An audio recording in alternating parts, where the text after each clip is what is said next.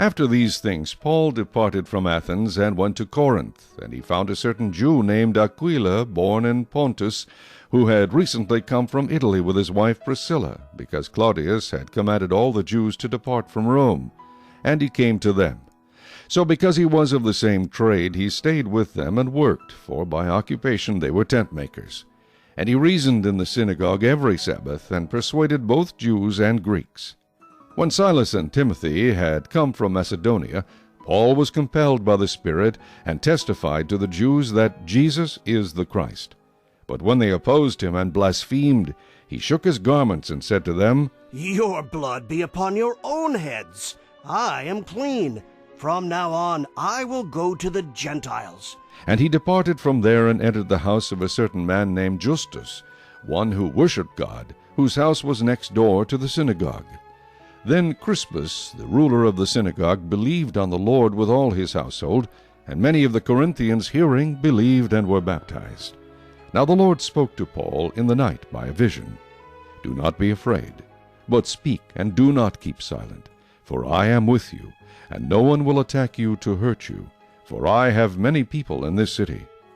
And he continued there 1 year and 6 months, teaching the word of God among them. When Gallio was proconsul of Achaia, the Jews with one accord rose up against Paul and brought him to the judgment seat, saying, This fellow persuades men to worship God contrary to the law. And when Paul was about to open his mouth, Gallio said to the Jews, If it were a matter of wrongdoing or wicked crimes, O Jews, there would be reason why I should bear with you.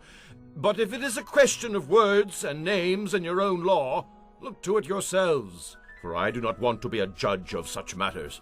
And he drove them from the judgment seat. Then all the Greeks took Sosthenes, the ruler of the synagogue, and beat him before the judgment seat.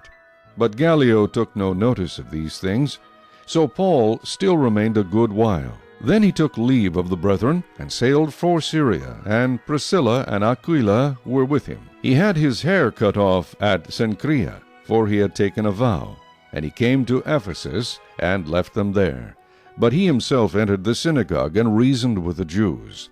When they asked him to stay a longer time with them, he did not consent, but took leave of them, saying, I must by all means keep this coming feast in Jerusalem, but I will return again to you, God willing.